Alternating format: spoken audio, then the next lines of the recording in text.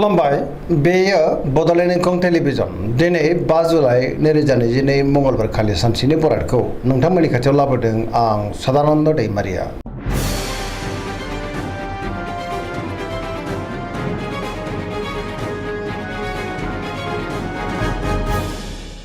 सिगां फरायनो लादों मेष राशि गिबि हांखो अ ल दिनैनि साना मोजां आरो गाज्रिनि गेजेरजों बाबेरलांगोन। गोबां रोखोमनि जेंना जेंनाजों मोगा मोगि जानांनो हागौ। गोसोआव गोनो गोथो साननाय फैगोन। गुबुननि थाखाय नाङा फाङा जेंनायाव गोग्लैनांनोबो हागौ। गोसोखौ दिनै जोबोर गुलुं गुजुं मोनगोन। मावनो लानाय खामानिखौ मावफुंनो गोब्राब जागोन। माबा नङा माबा मोनसे हेंथा फैनोबो हागौ। देहाया मोजाङै थागोन। अब्लाबो नाथाय जानाय लोंनायाव सांग्रां जानांगोन। रांखावरियाव मोजां। बेफार फालांगियावबो मोजां होनजायो। समाजाव मान मोननो हागोन। न'खराव दिनै अननानै फैगोन।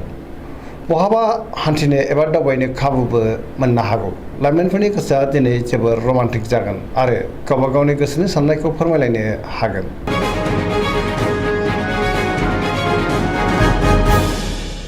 वृष राशि गिबि हांखो इ उ ब दिनैनि साना बारा मोजां नङा। सोरजोंबा रायखोमा जानोबो हागौ। गुबुननि हेफाजाब मोननो गोब्राब जागोन। गोसोखौ दिनै जोबोर गुलाय गुजाय मोनगोन। गोसोआव बेले बेजे आरो गोनो गोथो साननाय फैगोन। मावनो लानाय खामानिखौ मावफुंनो हागोन। समाजाव मान मोनगोन। रांखावरियाव मोजां।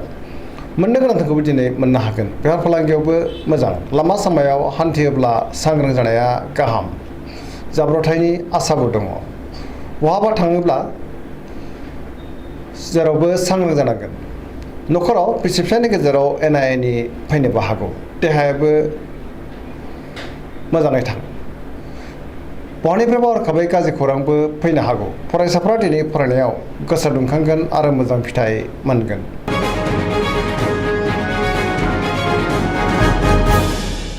मिथुन राशि गिबि हांखो ख स दिनैनि साना जोबोर मोजां। पजिटिभ एनार्जिनि गोहोम गोग्लैनो हागौ। गोसोखौ दिनै जोबोर गोजोननायबो मोनगोन। गुबुनजों मोजां सोमोन्दो लाखिनो रोंगोन। देहाया मोजाङै थागोन। रांखावरियाव मोजां। बेफार फालांगियावबो मोजां होनजायो। आयाबो बांगोन। न'खराव अननानै फैगोन। समाजावबो मान मोननो हागोन। मावनो लानाय खामानिखौ थि समावनो आरो गोरलैयैनो मावफुंनोबो हागोन। गुबुननि हेफाजाबखौ थोजासे मोनगोन। बहाबा हान्थियोब्ला मोजाङैनो हान्थिनो हागोन आरो दावबायनो खाबुबो मोननो हागौ। गियाननि आंखाल जानाय नङा। लाइमोनफोरनि गोसोआ दिनै जोबोर रमान्टिक जागोन। गावबा गावनि गोसोनि साननायखौ फोरमायलायनोबो हागोन। पजिटिभ एनार्जिनि गोहोमबो गोग्लैगोन।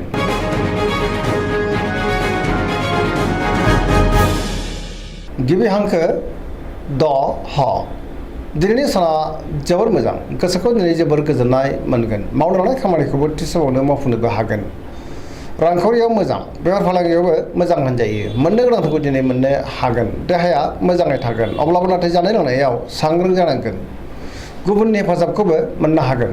गुबुननि गोसोखौ बोनोबो हागोन। न'खरावबो दिनै बिसि फिसायनि गेजेराव अननानै फैगोन।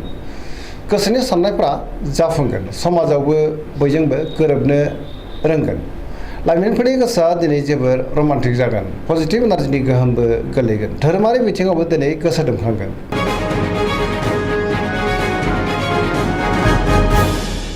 सिंह राशि गिबि हांखो म ट दिनैनि साना जोबोर मोजां। बयजोंबो गोरोबनो रोंगोन। गोसोखौ दिनै जोबोर गोजोननाय मोनगोन। सोरबा गोजाम लोगोजों बहाबा लोगो मोनज्लायनानै गोसोखौ बांसिन गोजोननाय मोनगोन। मावनो लानाय खामानिखौबो थि समावनो मावफुंनो हागोन।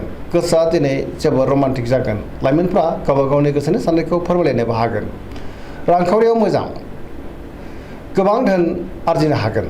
बेफार फालांगियाव मोजां होनजायो। न'खराव दिनै गोजोनैनो थागोन। गोसोनि बोलोआबो बांगोन। समाजावबो मान मोननो हागोन। गुबुननि गोसोखौ गोरलैयैनो बोनो हागोन। फरायसाफ्रा दिनै फरायनायाव गोसो दुंखांगोन आरो मोजां फिथाइ मोनगोन। पजिटिभ एनार्जिनि गोहोमबो गोग्लैगोन।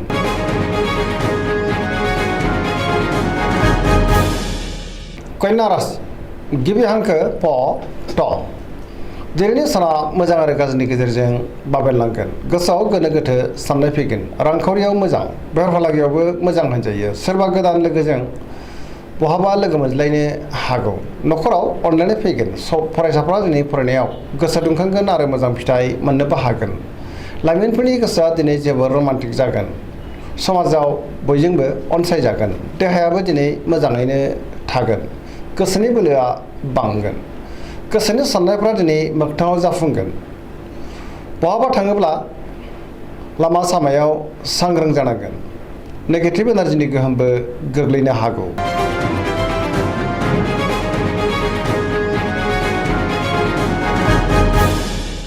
तुला राशि गिबि हांखो र ट। दिनैनि साना जोबोर मोजां।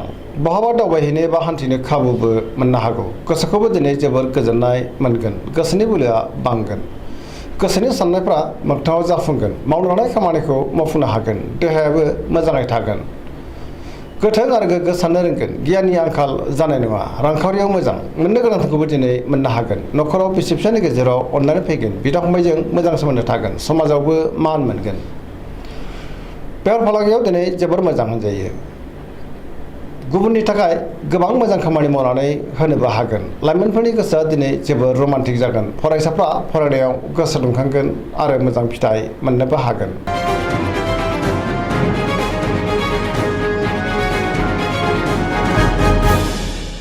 वृश्चिक राशि गिबि हांखो न स। दिनैनि साना जोबोर मोजां।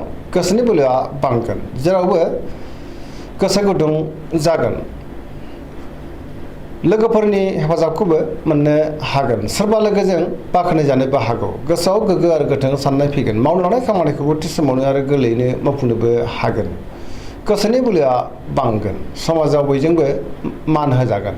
न'खराव दिनै अनलायनाय फैगोन। रांखावरियाव जोबोर मोजां। बेफार फालांगियावबो जोबोर मोजां मुलाम्फा मोननो हागोन। पजिटिभ एनार्जिनि गोहोमबो गोग्लैगोन। देहाया मोजाङै थागोन। अब्लाबो नाथाय जानाय लोंनायाव सांग्रां जानांगोन। गुबुननि थाखाय मोजां खामानि मावनानै होनोबो हागोन। फरायसाफ्रा दिनै फरायनायाव गोसो दुंखांगोन आरो मोजां फिथाइ मोनगोन। धोरोमारि बिथिङावबो गोसो दुंखांगोन। पजिटिभ एनार्जिनि गोहोमबो गोग्लैगोन।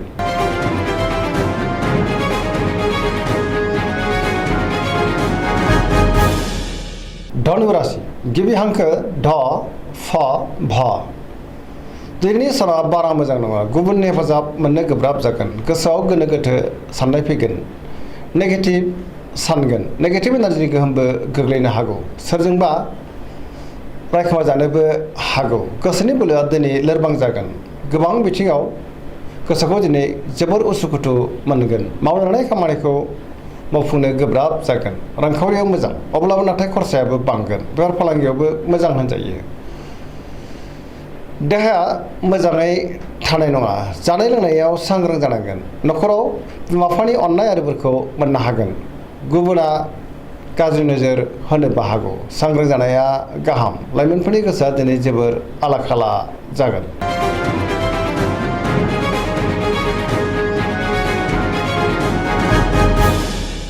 मकर राशि गिबि हांखो ख ज। दिनैनि साना जोबोर मोजां।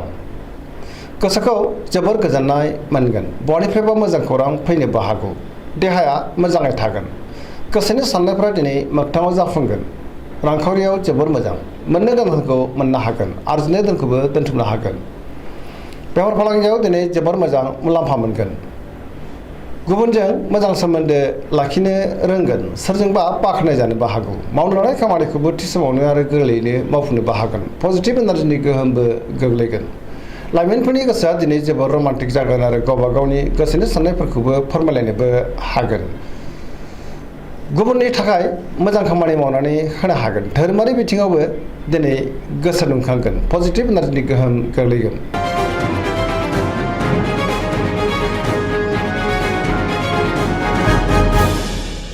कुम्भ राशि गिबि हांखो ग स। दिनैनि साना बारा मोजां नङा। गोसोनि बोलोआ लोरबां जागोन। सोरबाया थगायनो नाजागोन। गोसोखौ दिनै जोबोर गुलाय गुजाय मोनगोन। मावनो लानाय खामानिखौ थि समावनो आरो गोरलैयैनो मावफुंनो हागोन। बयनिफ्रायबो हरखाबै गाज्रि खौरां फैनोबो हागौ। समाजाव मान मोनगोन। रांखावरियाव दिनै बारा मोजां नङा। गोबां धोन खहा जानोबो हागौ। बेफार फालांगियावबो बारा मोजां नङा होनजायो। देहाया मोजाङै थागोन। न'खराव बिसि फिसायनि गेजेराव अनलायनाय फैगोन। नाथाय अब्लाबो सोरजोंबा नांलाय खमलाय एबा एना एनिबो जानो हागौ। गोसोनि साननायफ्रा टेबोर नांगोन। सेंग्रा सिख्लाफ्रा दिनै गोसोखौ जोबोर आला खाला मोनगोन नेगेटिभ एनार्जिनि गोहोम गोग्लैनो हागौ।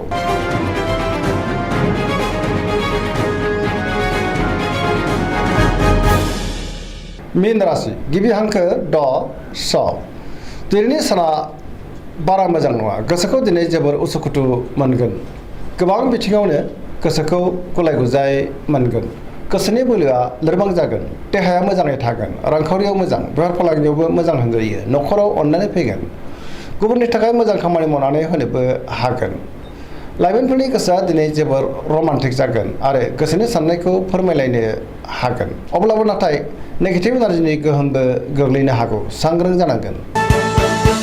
दिनैनि राशि फरायनाया एसेनोसै जोबनायाव बेखौनो खावलायो जाहाथे नोंथांमोना सानफ्रामबो जोंनि बे बड'लेण्ड इंखं टेलिभिजनखौ नायबाय थायो आरो साबस्क्राइब खालामो लोगोसे लाइक खालामो आरो शेयार खालामो एसेनोसै गोजोन्थों।